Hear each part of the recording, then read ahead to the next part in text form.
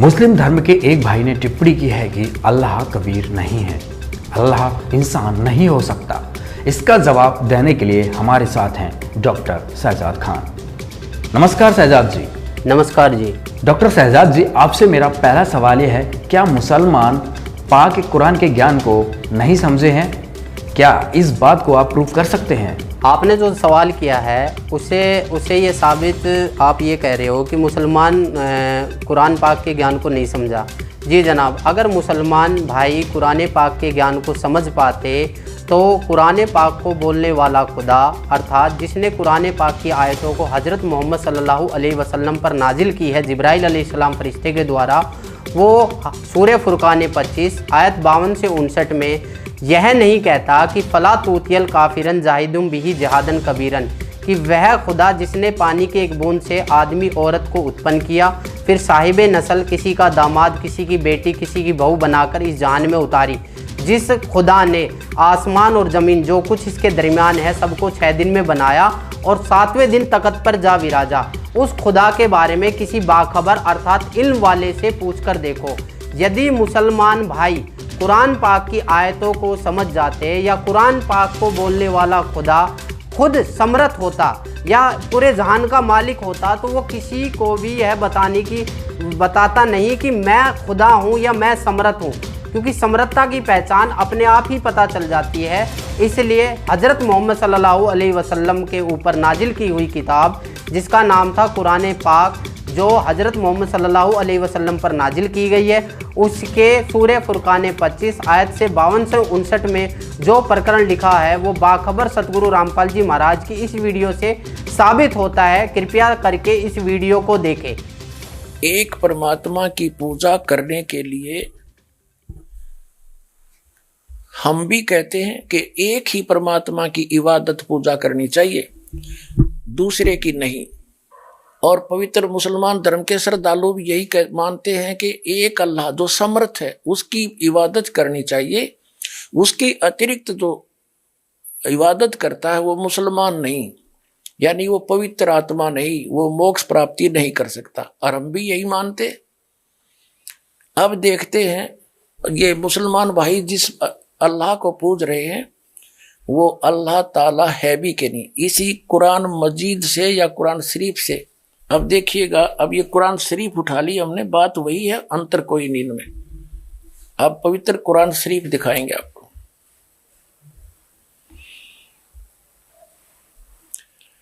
ये है मुतरजम बरहिसी, ये है शास्त्रीय अरबी पद्धति पर नागरी लिपि में, रूपांतरकार हैं नंद कुमार अवस्थी।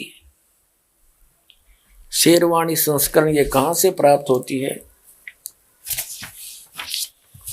इसमें क्या लिखा है कि यह वह इलामी किताब है जिसमें कोई संदेह की गुंजाइश नहीं। इसमें जो लिखा फाइनल है, इसमें कोई ऑब्जेक्शन नहीं। शास्त्रीय अरबी पद्धति पर नागरी लिपि में ये कहां से छपी है? प्रकाशक हैं लखनऊ किताब घर, मौसम बाग, सीतापुर रोड, लखनऊ से।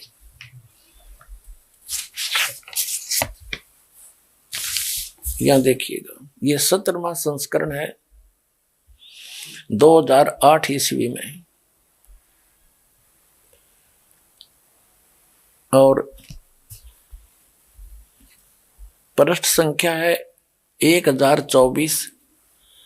मुद्रक हैं गास्पेल प्रेस लखनऊ, गास्पेल।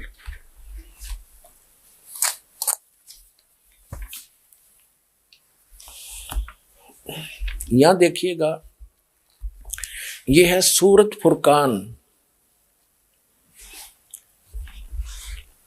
सूरत ये है कुरान शरीफ ये है सूरत फुरकान 25 और इसके पृष्ठ नंबर 604 पर हम नीचे से पढ़ेंगे 52 नंबर आयत से।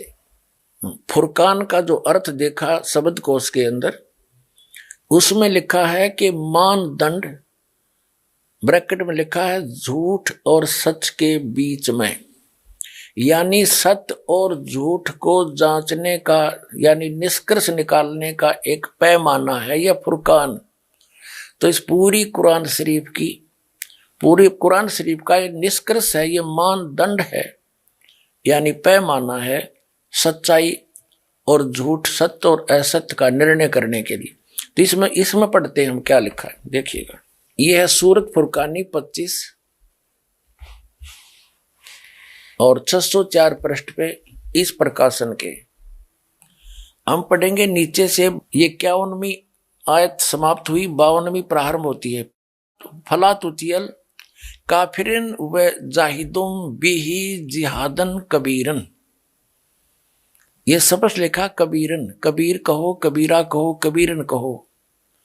इसका और निर्णय करते हैं। ये पवित्र कुरान मजीद से क्लियर होगा। अब पवित्र कुरान मजीद दिखाते हैं आपको। ये यहां से छपी है।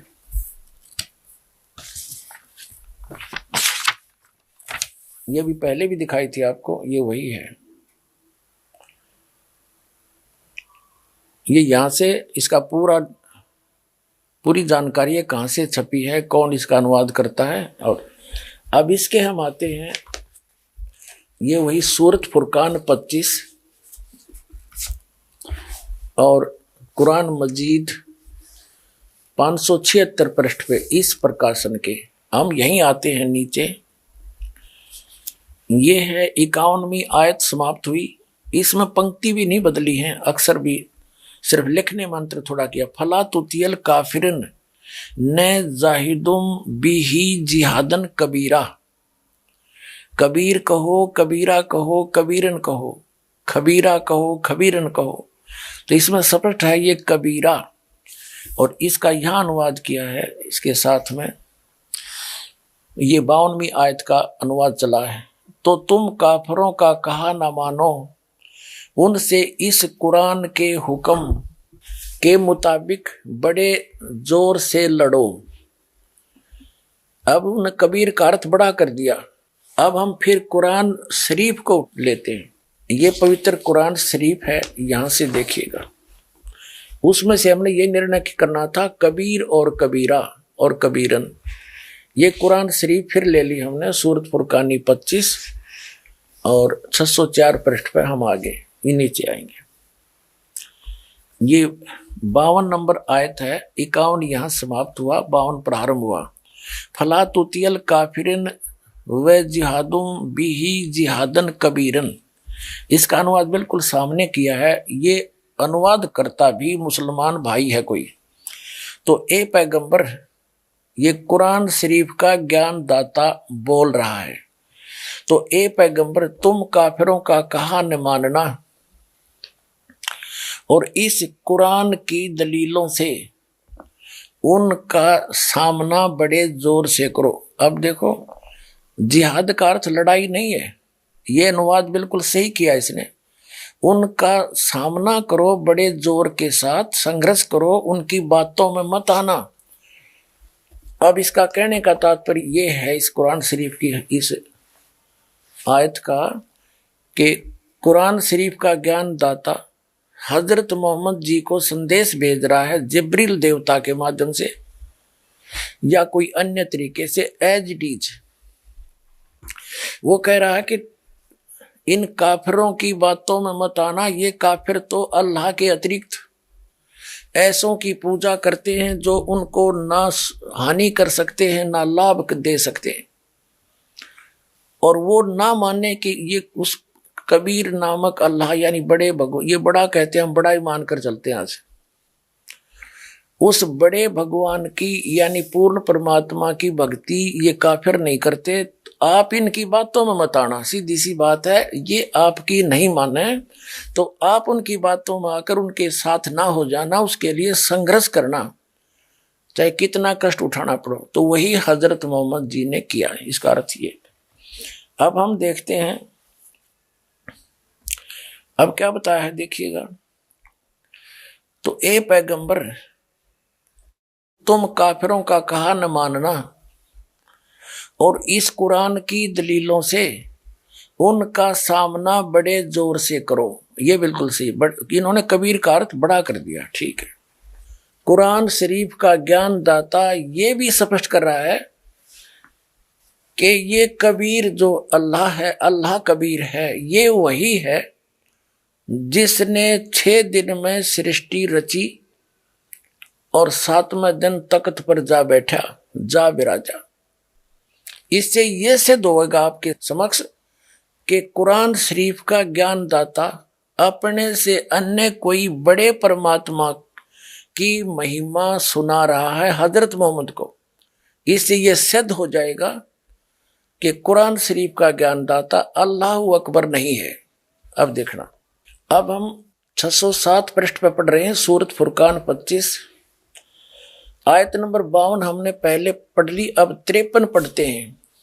और वही है जिसने 2 दरियाओं को मिला चलाया, एक का पानी मीठा प्यास बुझाने वाला और एक का खारी कड़वा, और दोनों में एक आड़ और मजबूत रोक बना दी। 53 पढ़ लिया, अब 54 पढ़ेंगे। और वही है जिसने पानी की बूंद से आदमी को पैदा किया, फिर उसको साहिबे नसीब यानी किसी का बेटा या बेटी और ससुराल वाला यानी किसी का दामाद बहू बनाया। और तुम्हारा परवरदिगार हर चीज करने पर शक्तिमान है। और अब 55 आयत पढ़ेंगे। और काफिर अल्लाह के सिवा ऐसों को पूजते हैं जो न उनको नफा पहुंचा सकते हैं और न उनको नुकसान पहुंचा सकते हैं। और काफिर तो अपने परवरदिगार से पीठ दिए हुए हैं, मुंह मोड़े हैं। और ए पैगंबर, हमने तुमको खुशखबरी सुनाने, सिर्फ अजाब से डराने के लिए भेजा है। इन लोगों से कहो कि मैं तुमसे इस अल्लाह के हुक्म पर कुछ मजदूरी नहीं मांगता। हाँ, जो चाहे अपने परवरदिगार तक पहुंचने की राह इख्तियार कर ले। और ए पैगंबर, उस जिंदा पर भरोसा रखो। ये चैतन्य अर्थ गलत किया है। इसका वास्तविकता क्या है कि पूर्ण परमात्मा अल्लाह अकबर जिंदा महात्मा का रूप बनाकर आए थे और हजरत मोहम्मद जी को मिले थे। यहां वो स्पष्ट कह रहे हैं कि उस जिंदा पर भरोसा रख जो तुझे जिंदा महात्मा के रूप में आकर मिले थे और ऊपर लेकर गए थे, फिर वापस छोड़ा था। 2 प्रकार से ऊपर गए थे हजरत मोहम्मद, एक प्रकार का मुसलमान भाइयों को ज्ञान नहीं। अब यही पढ़ते हैं, पहले इससे कंसेप्ट क्लियर करते हैं। और उस जिंदा पर अब हम 58वीं आयत पढ़ रहे हैं, 57वीं पढ़ ली। ए पैगंबर, उस जिंदा पर भरोसा रखो जो कभी मरने वाला नहीं है, अर्थात वो अविनाशी है। और तारीफ के साथ उसकी पाकी बयान करते रहो और अपने बंदों के गुनाहों से वह काफी खबरदार है, यानी उनकी सब गुनाहों को माफ कर सकता है, वो समर्थ है। अब 59वीं आयत है, ये 58वीं समाप्त हुई। और जिसने आसमान और जमीन और जो कुछ उनके बीच में है सबको 6 दिन में पैदा किया और फिर तख्त पर जा बिराजा, वह अल्लाह बड़ा। इन्होंने कबीर का अर्थ बड़ा कर दिया। वो अल्लाह बड़ा, वो अल्लाह कबीर कह दे, हम कोई बात नहीं, अनुवाद ना करें। वह अल्लाह कबीर रहमान है और उसकी खबर किसी बाखबर इल्म वाले से पूछ देखो। कुरान शरीफ के ज्ञानदाता ने स्पष्ट कर दिया है कि मैं नहीं जानता उस अल्लाह कबीर के बारे में। 6 दिन में सबको 6 दिन में पैदा किया, फिर तख्त पर जा विराजा, हुए अल्लाह कबीर है। हम इसको कबीर बोल देंगे, कोई दिक्कत नहीं। रहमान है और उसकी खबर किसी बाखबर इल्म वाले यानी तत्वदर्शी संत से पूछ देखो। अब इससे क्या सिद्ध हो गया कि कुरान शरीफ का ज्ञान दाता अल्लाह अकबर नहीं है, अल्लाह कबीर नहीं है। वो तो अल्लाह कबीर की जानकारी भी नहीं रखता कंप्लीट। उसके लिए ऑप्शन छोड़ दिया है कि उस अल्लाह कबीर के बारे में, जिसने 6 दिन में सृष्टि रची, 7वें दिन तख्त पर जा विराजा, वो अल्लाह कबीर है, वो बड़ा भगवान है, वो कादिर अल्लाह है, वो पूर्ण परमात्मा है, वो समर्थ परमात्मा है, और एक वही पूजा के योग्य है, अन्य की पूजा नहीं करनी चाहिए। तो उसके विषय में कुरान शरीफ का ज्ञान दाता भी अपरिचित है। तो उसके विषय में जब वो खुद अपरिचित है तो उसकी भक्ति विधि उसके पास होगी कहां से, जो कुरान शरीफ में वो है ही नहीं। ना उस अल्लाह कबीर की जानकारी है और ना उसकी भक्ति विधि का पता है, क्योंकि वो स्पष्ट कर दिया है कि उसके विषय में उसकी जानकारी किसी बाखबर से, उसकी खबर किसी बाखबर से पूछो, अर्थात पूरी कुरान शरीफ के अंदर वो ज्ञान नहीं है उस अल्लाह अकबर का। तो पूरा मुसलमान धर्म अल्लाह अकबर यानी कबीर, उस समर्थ परमात्मा की पूजा ना करके कुरान शरीफ के ज्ञान दाता की पूजा कर रहा है, जो अल्लाह कबीर नहीं है। इतनी सी बात है।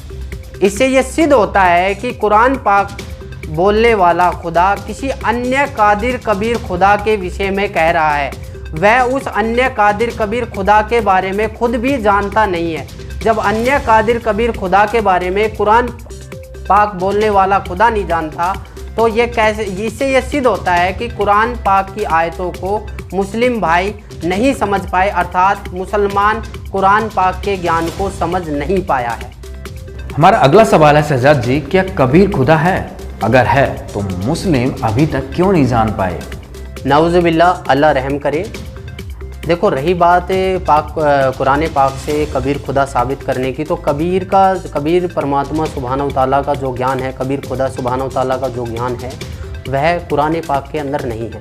क्योंकि कुरान पाक के अंदर यदि कबीर खुदा का ज्ञान होता तो कुरान पाक की आयतों को समझने में आसानी होती। कबीर खुदा का जो ज्ञान है वह बाखबर सतगुरु रामपाल जी महाराज के द्वारा लिखित पुस्तक मुसलमान नहीं समझे कुरान की आयतों का तर्जुमा जो बाखबर सतगुरु रामपाल जी महाराज ने कर रखा है, उस किताब से यह साबित होता है कि कबीर ही खुदा है। उसके अंदर यह बताया गया है कि कबीर खुदा यानी कि अल्लाह ताला पृथ्वी पर आता भी है या नहीं आता, अगर आता है तो किस हालात में मिलता है, कैसे मिलेगा। सूरे काफ कुरान पाक की एक आयत है जिसका नाम है सूरे काफ 18 आयत नंबर 60 से 82 में यह साबित किया है कि हज़रत मूसा अलैहिस्सलाम को कुरान पाक बोलने वाले खुदा ने बोला है कि ए हज़रत मूसा अलैहिस्सलाम, आपसे पहले नबियों पे मैंने किताब ज़बूर व इंजिल किताब नाजिल की है और आपके ऊपर मैंने तौरेत किताब नाजिल की है। और जो अल खिज्र, जो कि हज़रत मूसा अलैहिस्सलाम को अल खिज्र के रूप में वह कबीर खुदा मिले थे, उसका ज्ञान तेरी तौरेत किताब के ज्ञान से भी उत्तम है। इससे ये साबित होता है कि हज़रत मूसा अलैहिस्सलाम को भी अल खिज्र के रूप में वह कबीर खुदा इस जहान में मुलाकात करी थी और वह कबीर खुदा बाखबर सतगुरु रामपाल जी महाराज के रूप में इस जहान में आए हुए हैं और अपनी खुद की वाणी खुद ही बताते हैं, इसलिए उसका नाम खुदा होता है।